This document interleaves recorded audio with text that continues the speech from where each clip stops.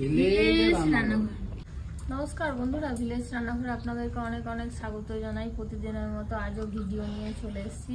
আজকে কিন্তু একদম গ্রাম্য পদ্ধতিতে আপনাদেরকে বানিয়ে দেখাবো টক মোয়ে মাছের টক, আর তার সাথে একটু আলু পোস্ত না হলে তো মানায় না বন্ধুরা, তাই আপনারা অবশ্যই ভিডিওটা দেখবেন। নমস্কার বন্ধুরা, ভিলেজ রান্নাঘরে আলু পোস্ত আর মোয়ে মাছের টক হবে, আপনারা ভিডিওটা দেখতে থাকুন। বন্ধুরা, উপকরণগুলো আপনাদেরকে বলে দিচ্ছি। এখানে মোয়ে মাছ আছে 500 গ্রামের মতো, তার সাথে তেঁতুল ভিজিয়ে রেখে দিয়েছি টকের জন্য। এদিকে পোস্তর জন্য আলু কেটে ধুয়ে রেখে দিয়েছি, পেঁয়াজ কেটে ধুয়ে একদম কুচি করে রেখে দিয়েছি। এখানে টকের জন্য চেরা লঙ্কা, পোস্তর জন্য লঙ্কা। এদিকে যা যা লাগে পোস্ত, হলুদ, লবণ, কালো জিরে, গোটা জিরে, শুকনো লঙ্কা, রেড চিলি পাউডার, আর এই যে সাদা সর্ষে টকের জন্য।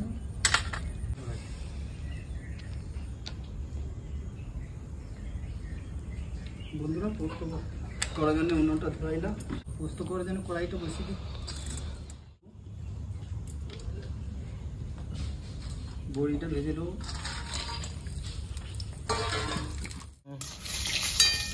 বন্ধুরা, বড়ি ভাজা হয়ে গেছে, বড়িটা আমি তুলে নিচ্ছি।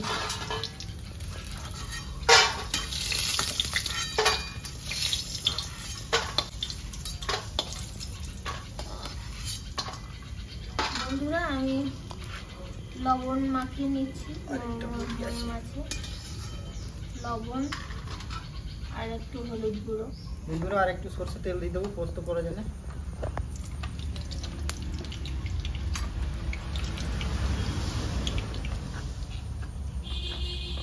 দুটো শুকনো লঙ্কা দেবো, গোটা জিরে, আলু ঢেলে দেবো।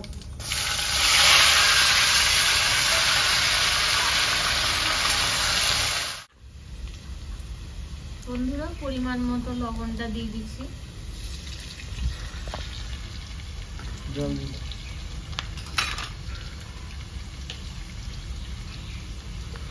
জলটাও দিয়ে দিচ্ছি। বড় তো তাই একটু বেশি করে দিলাম। গোটা বড়িগুলো খালি ভেঙে নিয়েছি, ওই বড়িগুলো দিয়েছি। 10 মিনিটের মতো ঢাকা দিয়ে 10 মিনিটের মধ্যে কিন্তু হয়ে যাবে।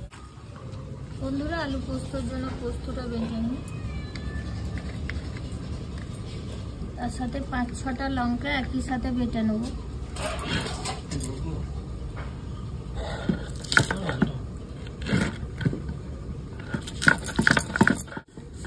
পোস্তটা বাটা হয়ে গেল, এবার তুলে নেব।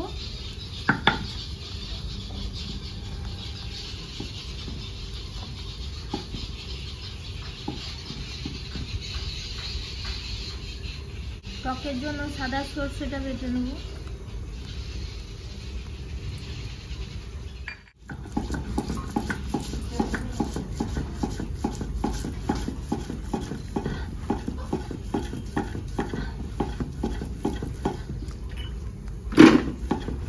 সেটা বাটা হয়ে গেল, এবার তুলে নেব। দেখি আলু সেদ্ধ হয়েছে কেন। শিলটা ধুয়ে জলটা তুলে নেব।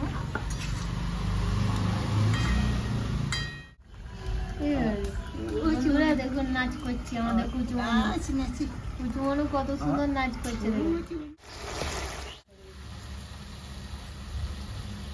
কুচুমনু দেখুন আদর আর লেগেছে তো আমার দেখা লাগছে। রেড চিলি পাউডারটা মুখ দিয়েছে তাই মুখে লেগে আছে দেখুন।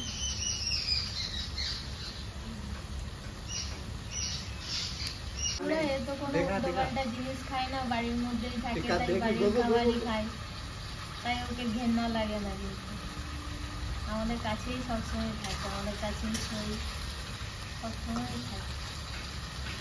এত আদর না আমাদের কুচুমনু, দারুণ।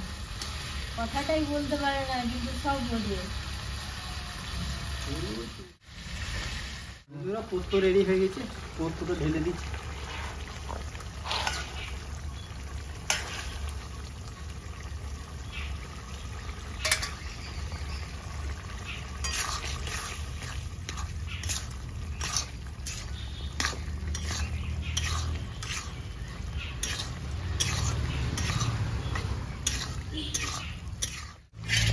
যা গন্ধ বেরোচ্ছে না দারুণ।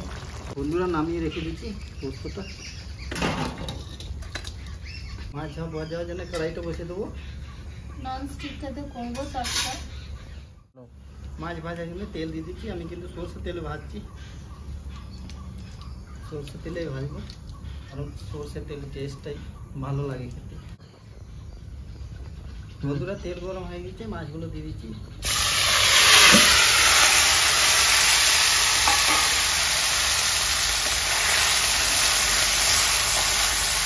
সরষেটা আমি ছেঁকে নেবো টকের জন্য।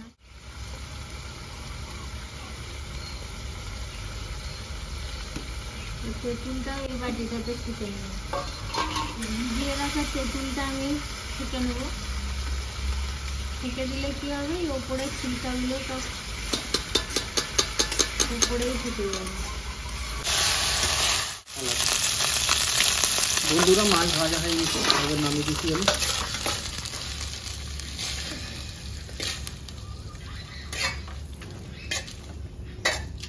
তেল দিচ্ছি টক করার জন্য। কালো জিরে দেবো, দুটো শুকনো লঙ্কা, গোটা জিরে, পেঁয়াজ দিয়ে দেবো কাটা,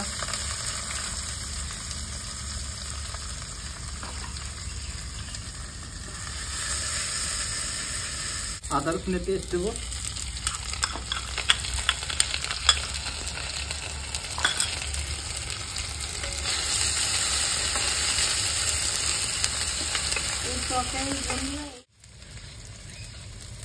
এক চামচ লবণ দেবো,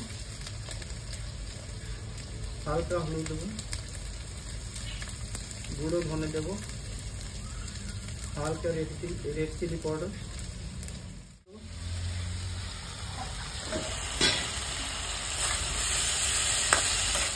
জলটা দিয়ে দিচ্ছি।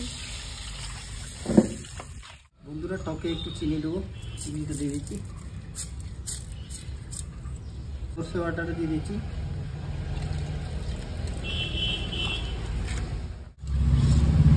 টক তো আমরা অনেক ধরনের টক খেয়েছি। আমাদের মামাসিরা টক বানিয়েছে তখন সরষে বাটা, তেঁতুল আর লবণ হলুদ দিয়ে।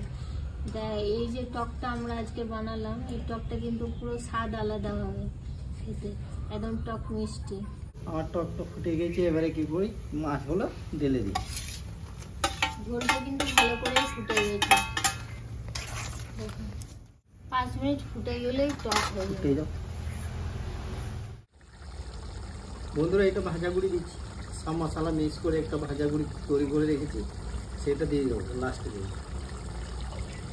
এটাতে টেস্টটা আরও বাড়বে, তাই আমি বাড়িতে বানিয়ে রেখেছি।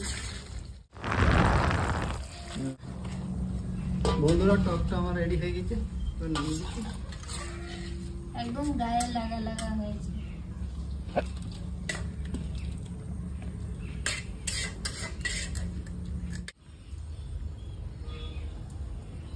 দেখি খেয়ে পোস্ত যা গন্ধ বেরোচ্ছে দারুণ, তার সাথে বড়ি দেওয়া হয়েছে।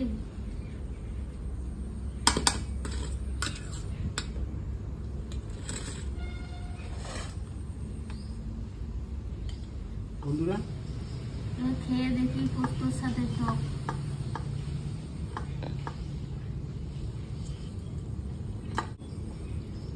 দারুণ হয়েছে পোস্ত, টকটা নিয়ে দেখি।